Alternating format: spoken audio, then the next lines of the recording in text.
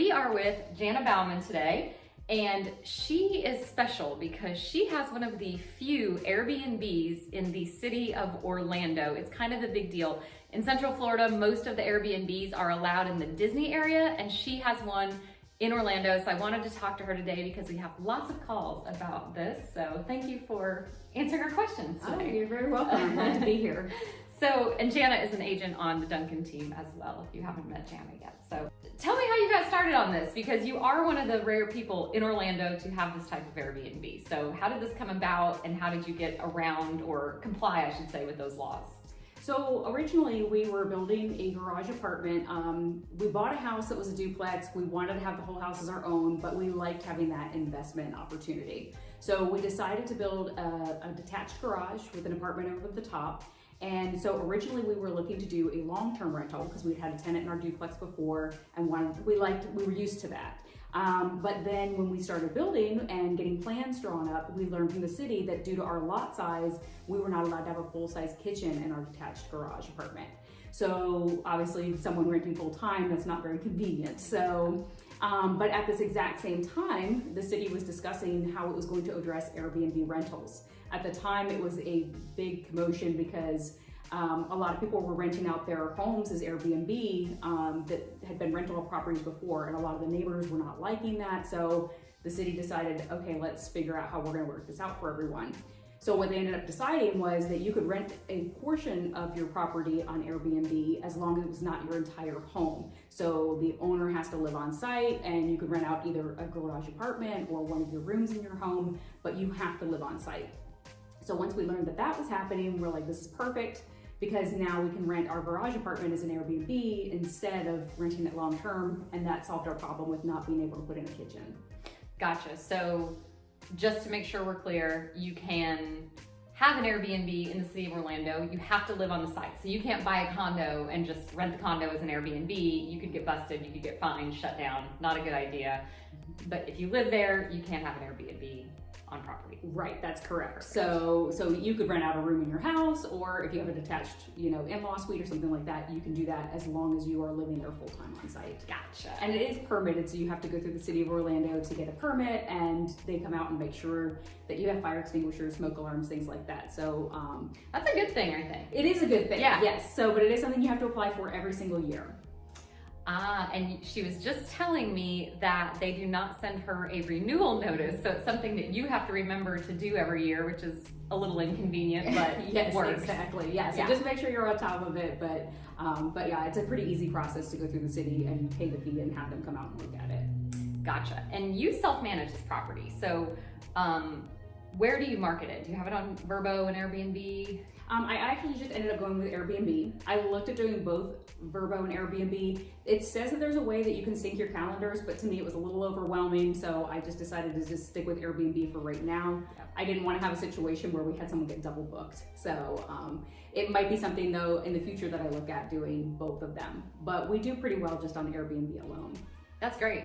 I don't know if you know your occupancy rate, or at least has your occupancy met or exceeded your expectations? And again, we were kind of talking yesterday, the beauty of this is you don't have a separate mortgage on this because it's tied to your property, which is awesome. So you don't really have the pressure that a lot of Airbnb owners do. But I don't know, do you want to speak on that a little bit and tell me about the occupancy? Sure, yeah, we're probably about 50% occupancy. Mm-hmm. And for us, that's basically weekends. Most people come here for a long weekend.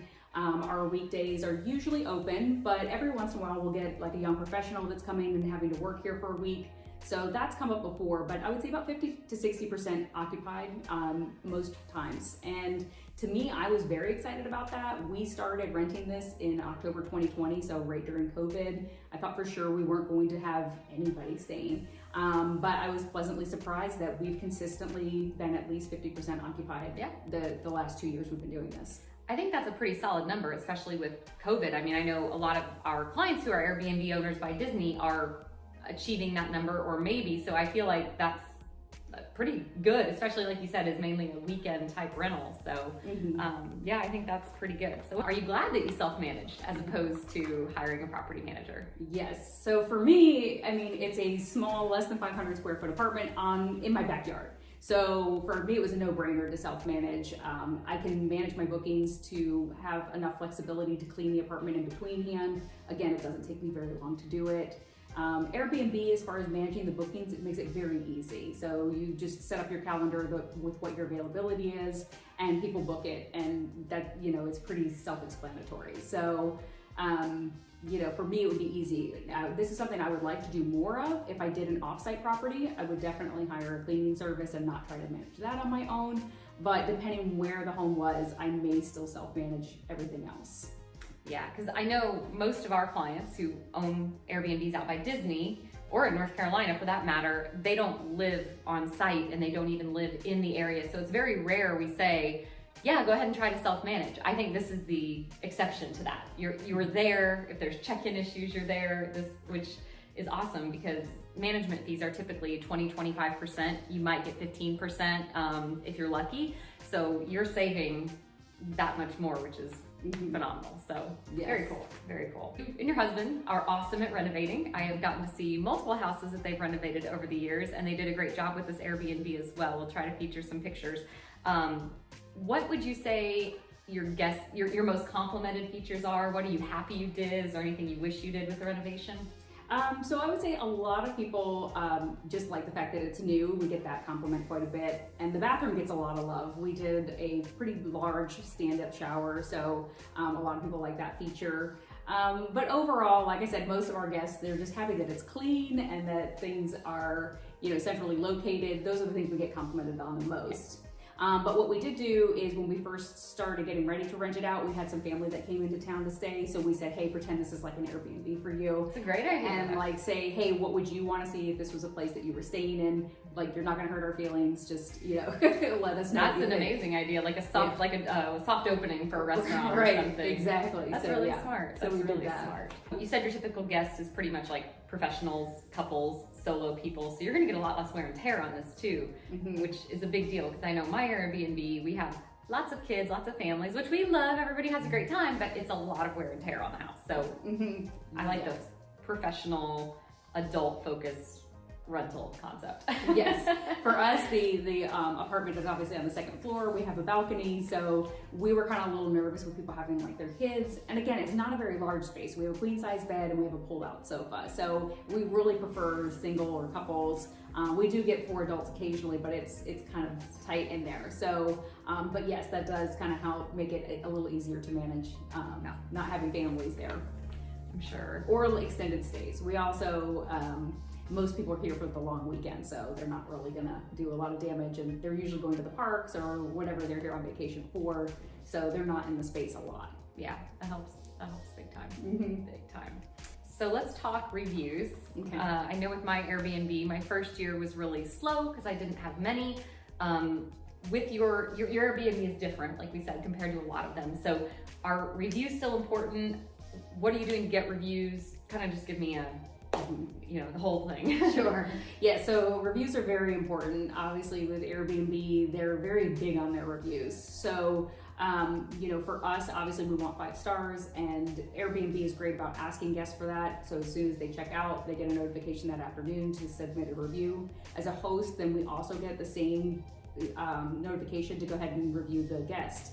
So neither one is displayed on your site until both people respond. So I would say we get about 90% of a response rate. Oh, that's great. So mine's not even close to that. That's great. I always felt like it was just because people wanted good reviews, because I think in Airbnb, both guests and hosts look at people based on their reviews. So we've gotten people that have said, hey, we chose your place because you guys had great reviews. So obviously yours is probably the same. But I feel like guests too, like if you have a bad review as a guest, people don't want to host you. So I think it's kind of like a catch, both people want good reviews. Yeah, I think it's great. 90% is incredible, but it also might be because you're right there. They've had that personal connection with you, whereas my Airbnb is managed by a company. I don't ever meet anyone that's there unless they have a problem. If the fireplace breaks down or something's not working, is the only time I get a call. And that's the only time I meet people. So I didn't really think about that, but you having that personal connection, 90% is amazing. I'm jealous of that. Do you have any best advice for someone that wants to run a similar property?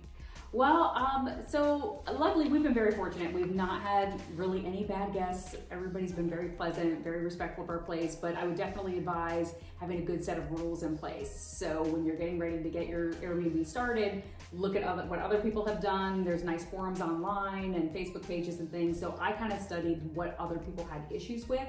And what suggestions were there to have in my rule book to make sure that there wasn't any miscommunication and that guests knew what was expected. So, so I would definitely advise that, but then always have an open mind. I mean, things are going to happen, and you're just going to have to roll with it sometimes and do the best you can. Just like any hospitality. Exactly. So yeah, but yeah, I would definitely say have good rules in place. That'd be my best advice. That's a good one. That's a really good one. I wouldn't have thought of that. So, last question: are you glad you took the risk? Because it was a risk for you guys. You invested a lot of time and money into this Airbnb, and it takes a lot of your time still. So are you glad you took the risk? Yes, 100%. So my husband and I, we've always wanted to do investment properties, but we didn't really have the cash to do it at the time. So this was something that we could, use a HELOC on our house and borrow the money to build the garage. And then we wanted Airbnb to pay that off. And now what we're doing is saving up the money so that we can go forward and buy other properties. So for me, this was like an easy way to get into this. So I would definitely recommend, if you have the opportunity to do this at your house or on your property, it's a great way to invest and put money towards your house or whatever you want to use it for. I think it's so smart. Sometimes, I've had to train my brain to think of creative streams of income like that, but I think it's so smart. And just to be clear, she has an older home in downtown Orlando, historic home, a detached garage, as you probably gathered, since the Airbnb is above it, but there was nothing above it when she purchased the property. It was just literally a detached garage. So I think it's something that a lot of people won't think of or think about, and the fact that you used your HELOC to do it, which is your home equity line of credit, it's going to be a lot easier to get that than it is money for an investment property from anywhere but cash. So I think that's almost like the perfect storm of ways to do this and start investing. I think it's brilliant. So yeah.